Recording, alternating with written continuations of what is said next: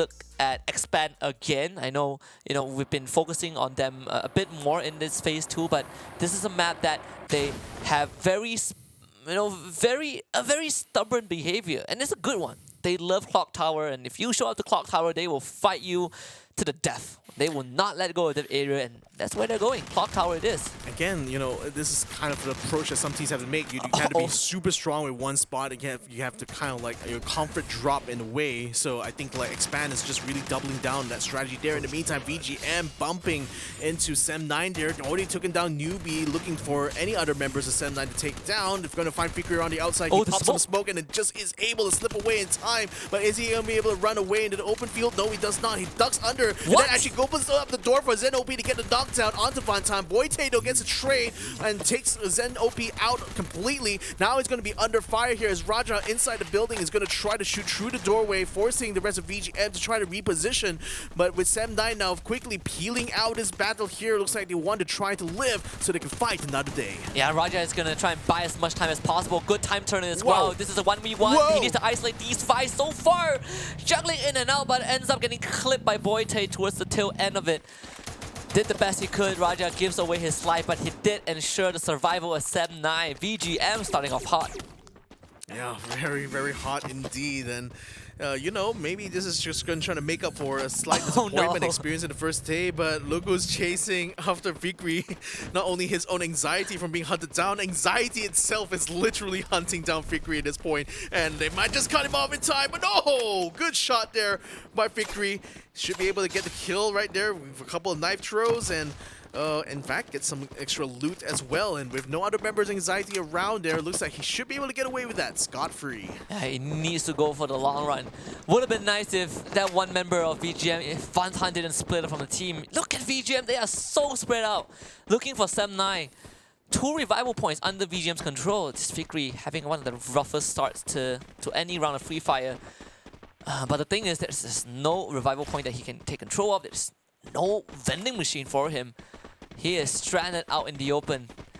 Let's see if Sem9 can recover from this. They've done it before, but this one is on another level of difficulty.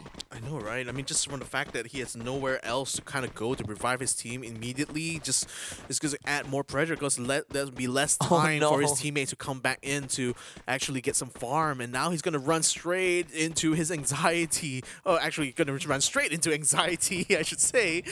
But I can definitely feel Fikri being a bit anxious though, because not only is it out in a very open spot here, out in the ports of Rim Nasir, but at this point now, anxiety is very much in control over this next revive point, which Fikri desperately needs right now, and pretty much will gatekeep him from that specific position. Yeah, tough one.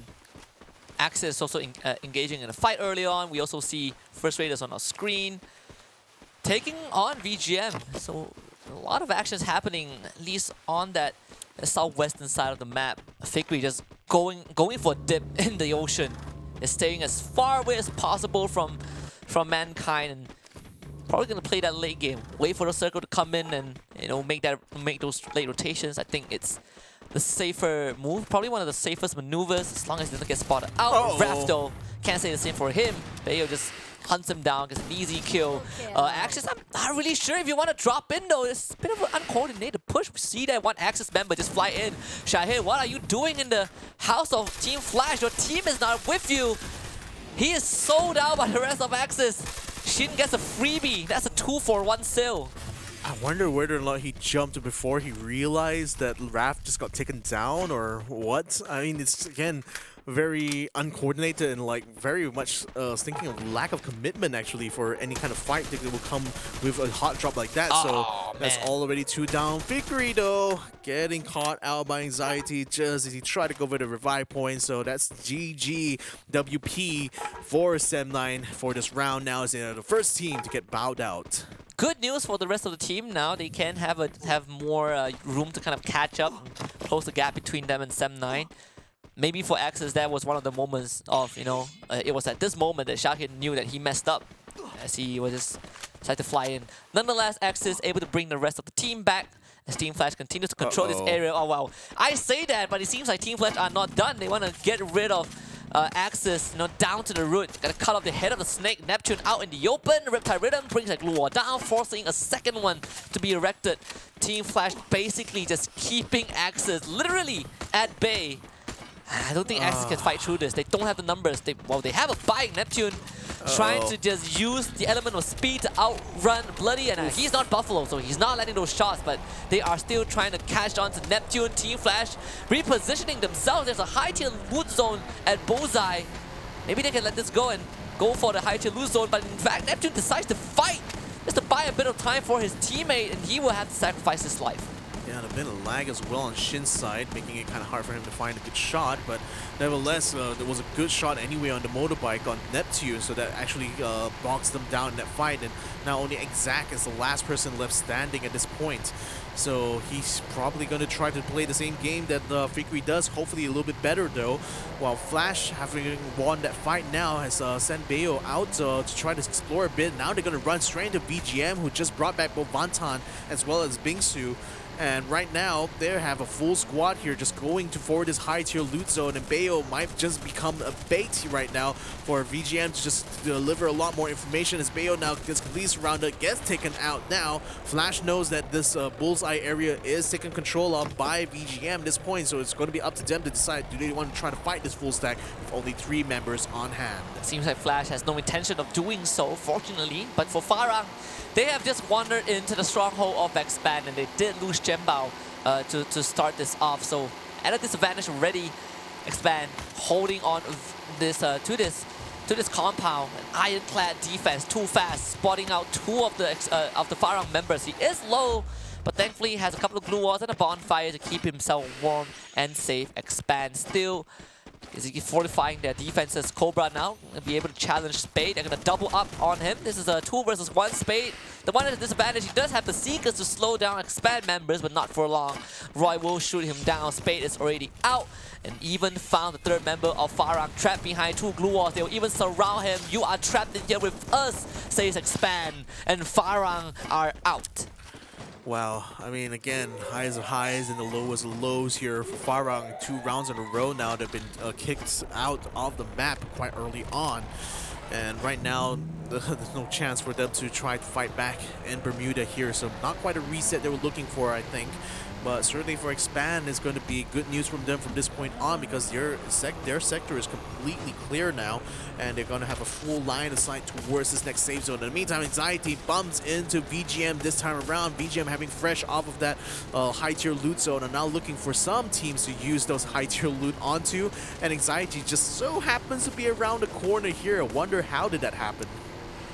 Yeah, Kanoho having the high ground advantage. He's going to be instrumental to keep Anxiety safe, pressuring the members of VGM, making sure that they can't push into the rest of his team. Toby is going to be the one at the front lines. So far, VGM have not found a solution to kind of flush Kanoho out of his vantage point, so this is good news for Anxiety, able to reposition themselves and also having extra info of where VGM are. The question is, can Anxiety stop VGM? I don't think VGM is gonna, stop seize this operation anytime soon, so Anxiety will have to win this fight to even have a chance to continue their run. Yeah, and I think Anxiety is also just trying to avoid VGM wherever they can, but don't really have the clearance to actually run away from this fight right now. So a bit of a half-hearted commitment, it feels like. But then again, Anxiety's positioning is kind of okay, because they do have a bit of high ground to work with, and they just completely trying to lock out the window right now with the glue walls. But they can only use so many glue walls before VGM decides to just break right through and just pierce them. But look at that, they flanked them from behind now, and Anxiety are finding themselves in a little bit of a pickle here, because now they have 2 fronts to try to take care of, and this is making it hard for them to manage this fight here. VGM just trying to dissect Anxiety sort of positioning here, just constantly rapidly moving around this compound here. They see the glue wall buster here. Kanoho is going to try to hold his own, but unfortunately only the glue wall comes out in time though. But if the glue wall buster all on the ground, the glue walls break down as soon as they come up, and Kanoho gets taken to the pastures right now, with the rest of his squad now hold up on the opposite end of the complex. VGM now giving chase here. We want to see whether or not they will be able to catch out Sem9 as he tries to run past the window there. Gets caught out by Bingsu. He's down for the count. Got to be, was going to be able to peel away, or is he though? He gets caught out just as he gets to the edge of the blue zone and will be cut down in his prime by VGM. good recovery round for VGM. They desperately needed this one. 10 kills so far. When Toby bleeds out, they will get their 10th. Anxiety able to revive some of the members, so at least there is a lifeline being sent all the way, ironically, to Graveyard. There is a 5-point. The circle, you know, does favor VGM, at least for now. MDH and KOG also showing up to the party, but you can see on the radar right now, KOG is being heavily pressured by Heavy. Expand slowly inching closer. They are making a pissed up at Hangar, but with all these gunfights going around them and those very loud gunshots, it seems like Expand also impatient to chip in, and their target will be Heavy. Oh my god, Kanoho is such an awkward position there. He is up on the billboard. Now he's got King of Gamers on the ground there, and he's got Heavy also moving in on his position. So, and all he could do really is just hunker down and just wait it out, wait for everyone to just bypass him here.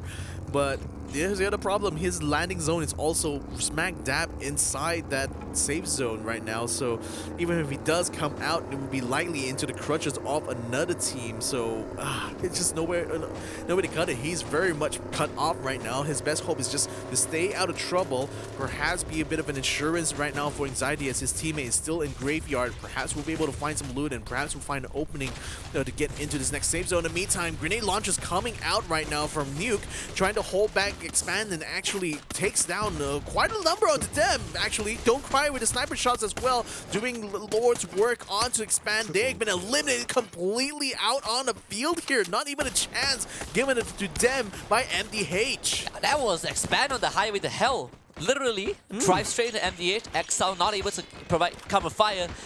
And they were pressuring Heavy, right? They should know that Heavy is going to be watching out for them. So pretty weird that Expand didn't fully push in with their vehicles. With that being said, now Heavy and MDH will be the ones in this skirmish. But Heavy, they have to be a bit careful.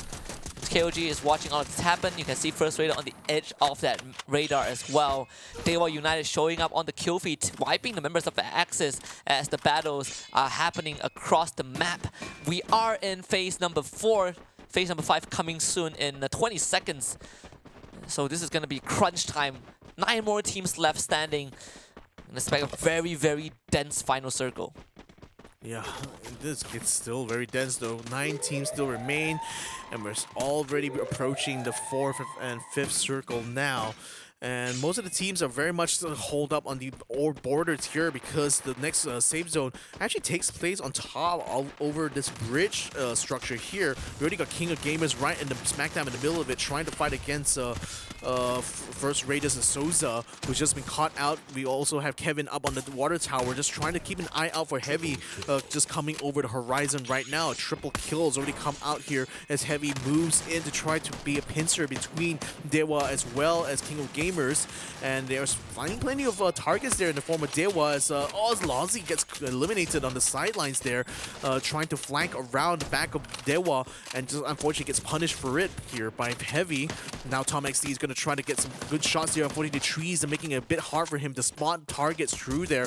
No problem there for Mill now though. Had a clear line of sight to DNP and takes him out very, very quickly. And DNP is oblivious to what is happening behind him. Dewa United underneath the bridge though is a very, very populated bridge. In fact, with Heavy kind of being the checkpoints on top of it. And this is just a field day for me now. Another kill for him. Finally shut down by Icky. A good refrag, but unfortunately they couldn't find any finishes. Souza is at kind of the entrance of one side of the bridge. And me now brought up, knocked down again. Buffalo going to work. Nerok is knocked. VGM out. Bill, what a nade off screen, getting the job done for Team Flash. As Heavy continues to hold on to this bridge, they have 2 teams to watch out for. Souza out in the open and realizes it's a big mistake. But now with his position review, the rest of Heavy are going to run for him and take him out. 5 kills, about to be 6, and Buffalo gets it. Number 6 for Heavy. Oh boy, someone's gonna have to deal with Buffalo at some point though, because he's literally killing everyone from the top of the bridge right now. Nuke is the next one to fall. Nero may not be long for this world. Buffalo can just find a shot. He has to put out some glue walls though, because Flash coming over the hills now actually has a slightly better high ground compared to the bridge. So now it's gonna be up to the other 2 members of Heavy to try to beat them in open field here to battle. Fudai is already in the front lines here, trying to fight against Bloody, but unfortunately gets knocked out by Tom XD around the side here. Tom XD is gonna try to hold his own, but now he's he's facing a lot of pressure here from Shin with the glue wall, and with Bayo on the backline supporting them, using the sniper rifle. It's going to be making very hard for Heavy to try to push them up with this hill. Yeah, Team Flash, they have the high ground, they have the numbers, and so much pressure as well. Heavy, they're running out of space to work with. Budai goes down, Tom Max the last man standing, and he will not stand for long. Team Flash, 14 kills. And they are still pretty much healthy. Basically, the strongest team on the map right now is one remaining for the other two squads, and Team Flash are looking for the closure. Icky is gonna get spotted. Kevin, oh, you cheeky little bastard, hiding underneath the bridge. Can he survive long enough though? He needs help for Icky. If Icky can thin down the numbers of Team Flash, maybe there's gonna be a chance for Kevin, but Shin, he knows that there's a troll under the bridge, and 3 Billy goes gruff in the name of Team Flash, gets the booyah in round 3. And I was like, I mean, it was their round to lose already. As soon as they had that man advantage and the other two squads only had single members, it was just really down to Team Flash to decide which way they wanted to approach. And, you know, Icky was definitely very cheeky underneath that bridge for sure, because like if he actually was able to hide out even longer, the blue zone was actually